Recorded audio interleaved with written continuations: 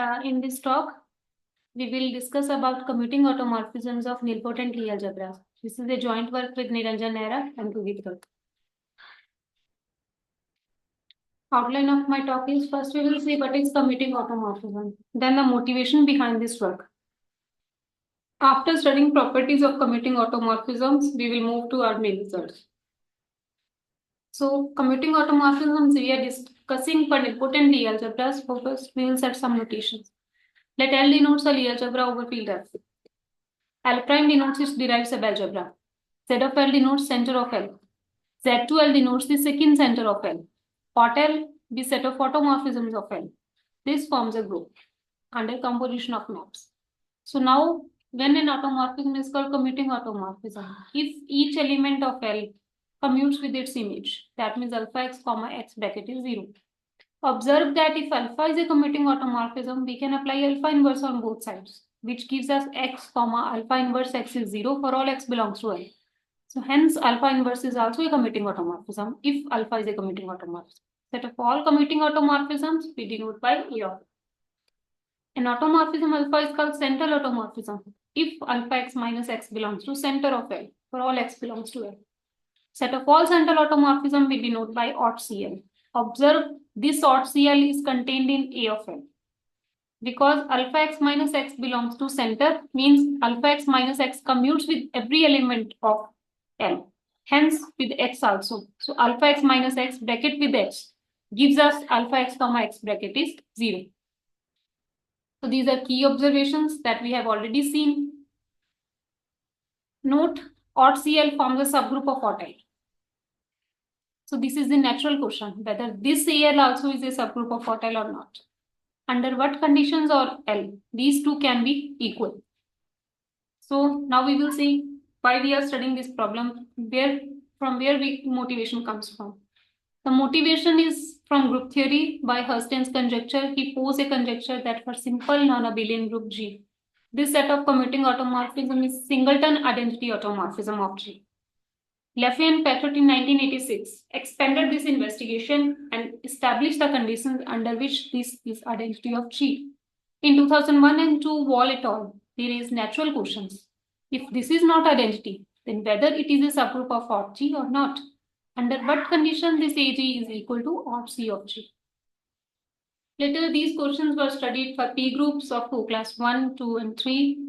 The investigation for Lie algebras of these questions study with the work of Jafari et al. In 2018 in this paper. They classify those Lie algebras for which this set is singleton identity automorphism of L. So now we will study when these questions for Lie algebras.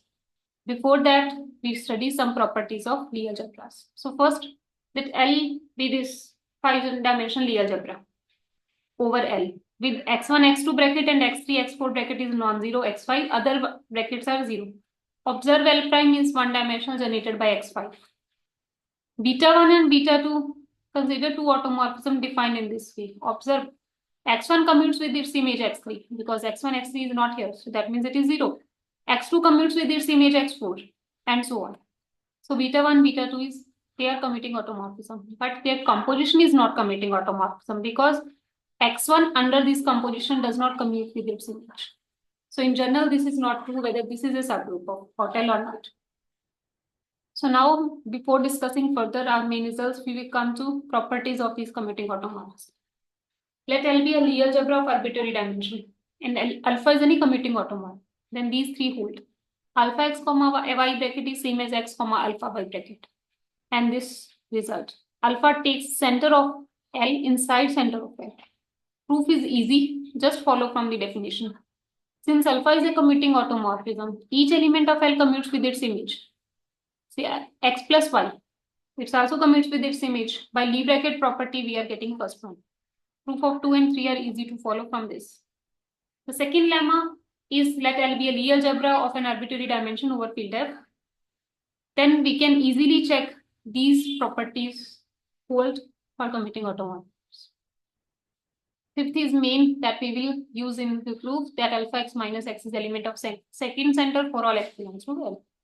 So now we have come to our main results. First, Since our results are nilpotent Lie algebra, we describe what is a nilpotent Lie algebra. A Lie algebra is said to be nilpotent if lower central series of L terminate at a finite step. If the series terminates at finite step, least such n is called nilpotency class of L. If L is finite dimension and with nilpotency class n, the difference of the dimension and this n is called co-class of L. We will study nilpotent Lie algebra of co-class 1, 2, and 3. So theorem A. This is one of the main results which tells us about Heisenberg Lie algebra. Those Lie algebra whose L-derived algebra is one dimensional. So if L is n dimensional with n greater than or equal to 5 and L over ZL dimension has greater than or equal to 4, then AL does not form a subgroup of 40. Theorem B classify co-class 1 Lie algebras. In that case, these two sets are equal. Theorem C tells that if Lie algebra is of co-class 2, then this is forms a subgroup. Theorem D tells us about co-class 3 Lie algebras. If any of these conditions hold, then AL forms a subgroup of 40. So these are our main results. Now we will give sketch of proof for co-class 1 case and theorem A Heisenberg Lie algebras. So let L be a Heisenberg Lie algebra. That means dimension of L prime is 1 and L prime is contained in center. So we can choose its generator such a way this U2i minus 1 with U2i bracket is Z1. Others are 0.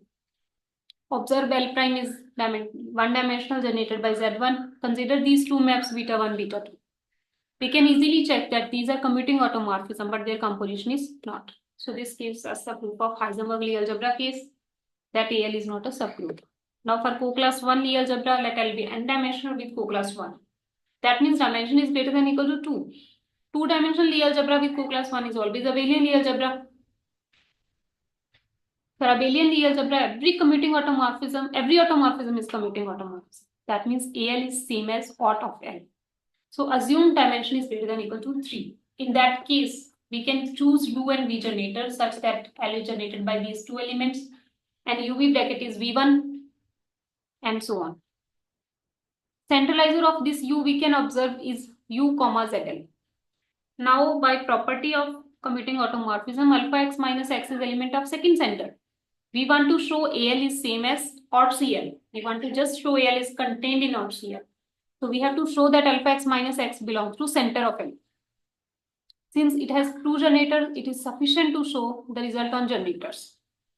By this property, alpha u minus u is in Z2L, say it is Z1. Alpha v minus b, again it's in Z2L, say it is some small Z2. Our motive is to show this Z1 and Z2L element of center. Observe Z1 is element of this centralizer of U. Then we can show that Z1 in center. Similarly, we can show Z2 is again in center. So this gives us sketch of proof for Lie algebra of co-class 1. For co-class 2 case, we need these two lemmas which are important. First lemma tells us when Z2L is abelian, this AL is a subgroup. Second tells us dimension of Z2L over ZL is 2 and ZL itself is L raised to power k for some k. Then it is a subgroup. These two lemmas are necessary to prove co-class 2 classification. This lemma and proposition are needed for co-class 3 case.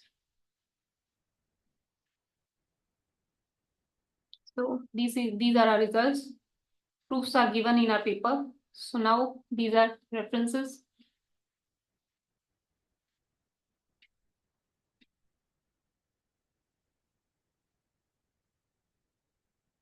Thank you.